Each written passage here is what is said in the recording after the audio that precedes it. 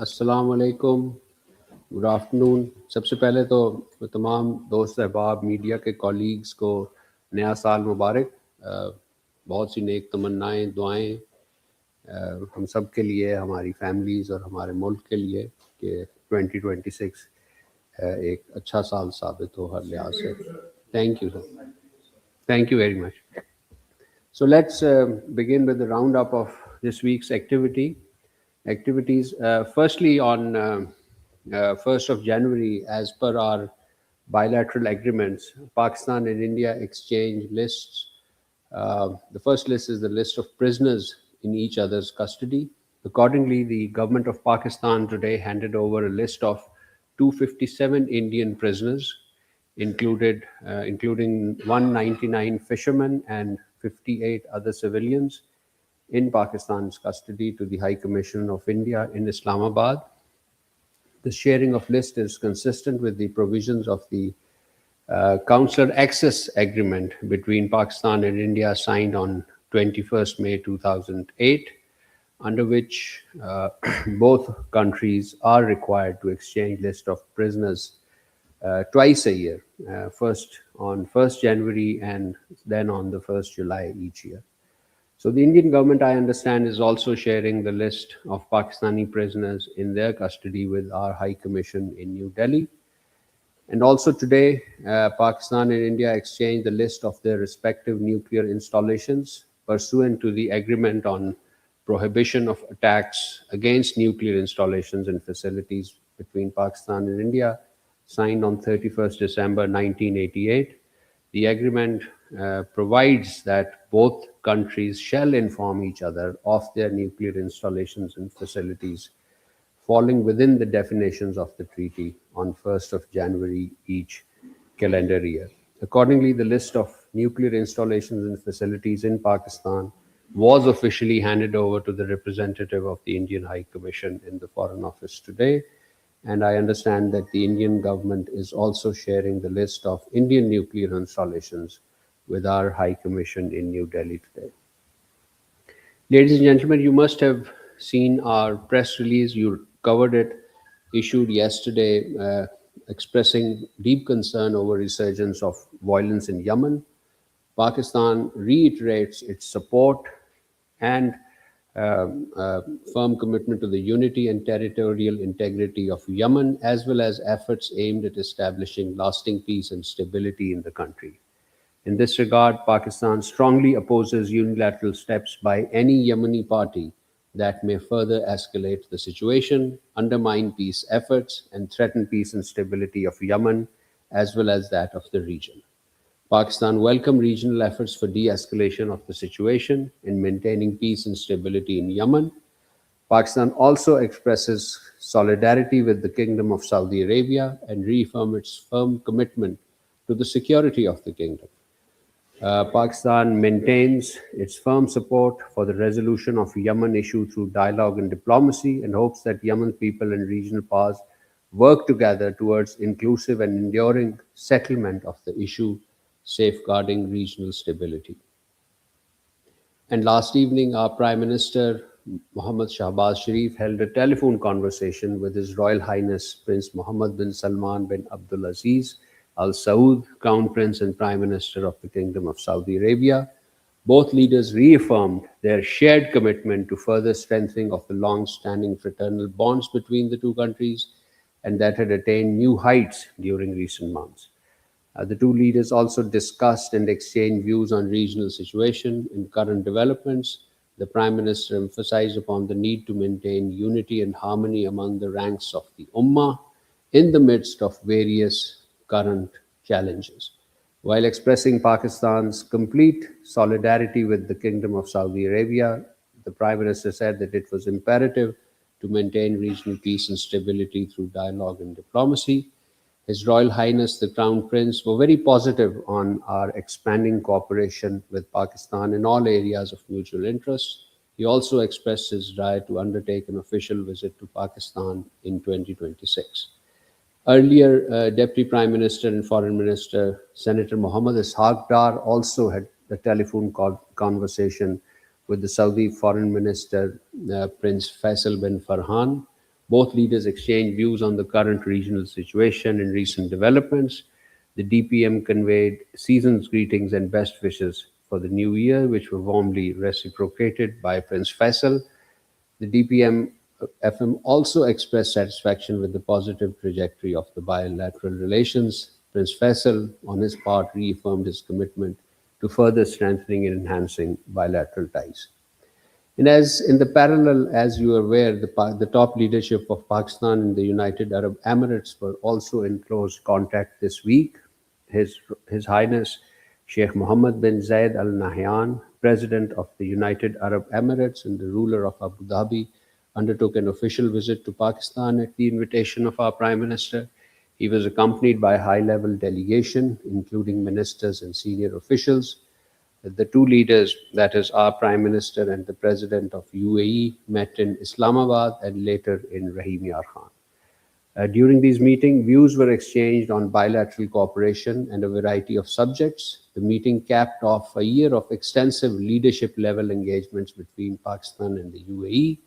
The visit of His Highness reflects the depth of our bilateral relations, shared commitment of both sides to further enhancing collaboration in key areas, including trade, investment, energy development, and regional stability.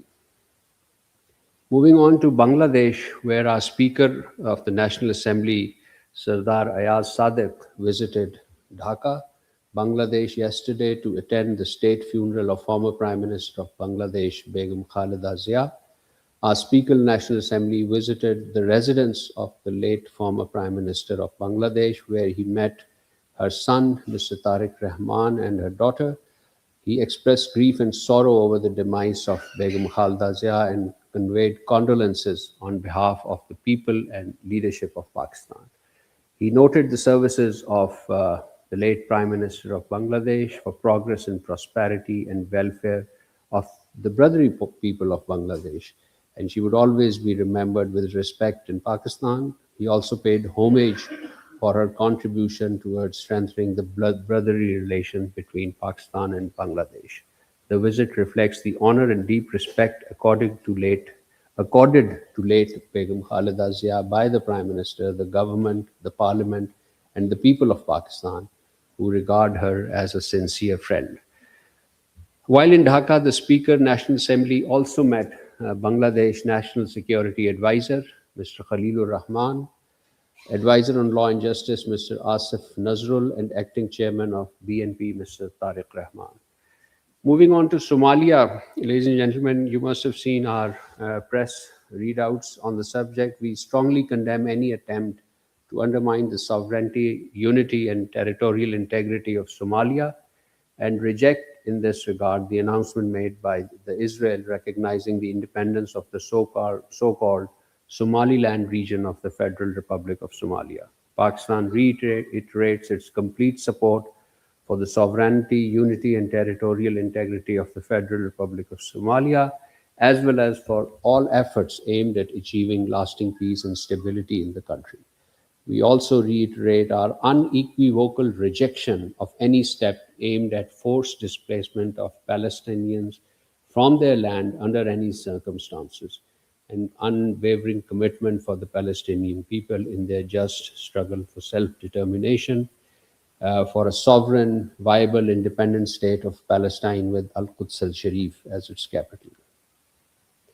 Our Deputy Prime Minister, Foreign Minister, Senator Mohammad Ishaq Dar, on this subject on Somalia, joined the foreign ministers of Algeria, Comoros, Djibouti, the Gambia, Egypt, Kuwait, Iran, Iraq, Jordan, Qatar, Saudi Arabia, Palestine, Somalia, Sudan, Turkey, Yemen, and the OIC in issuing a joint statement.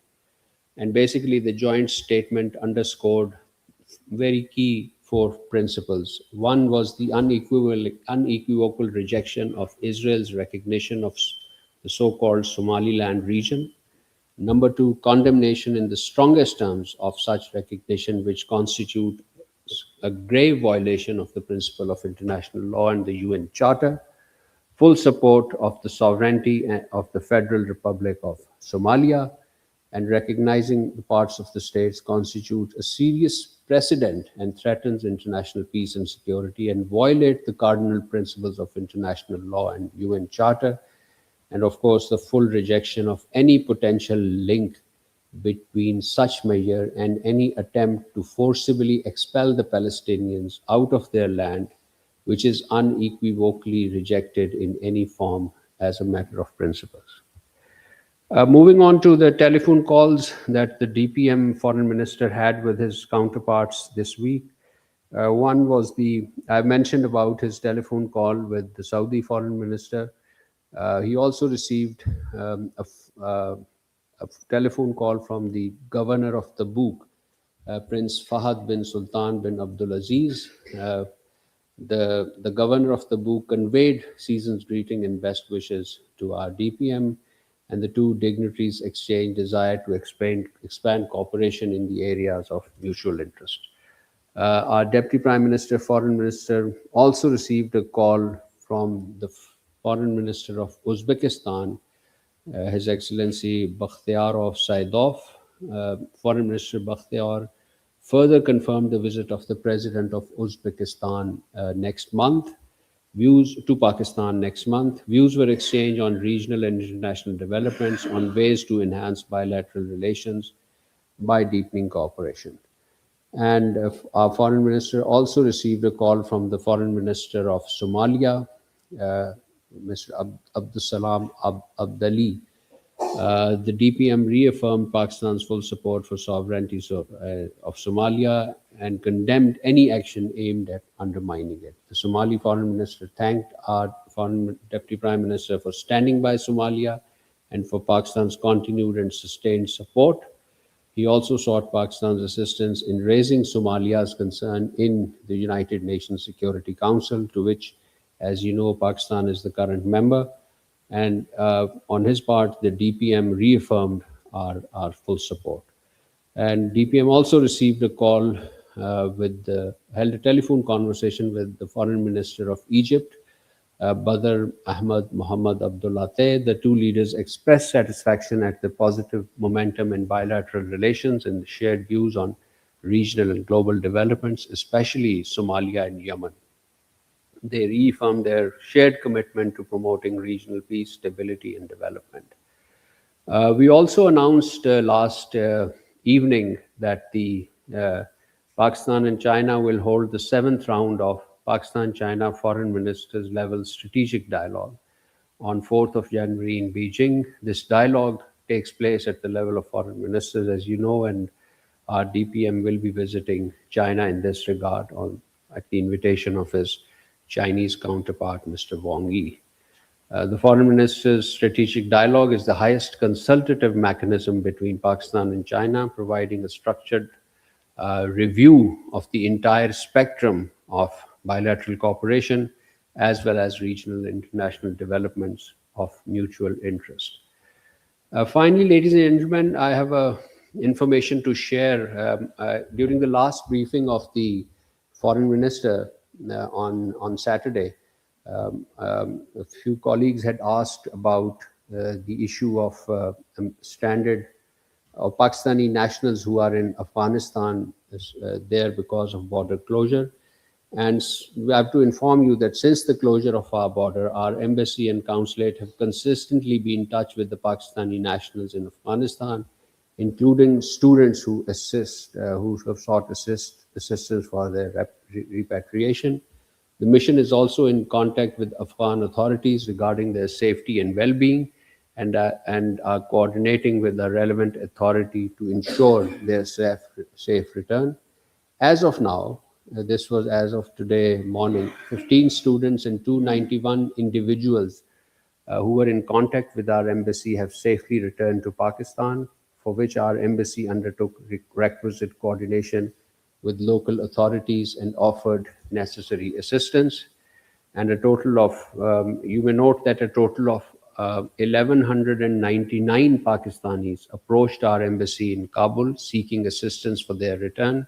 These include 549 students and 402 individuals, including those with the families. And out of those, As I said, 15 students and 291 individuals have already returned to Pakistan by air. I'll conclude at that and open the floor for question answer.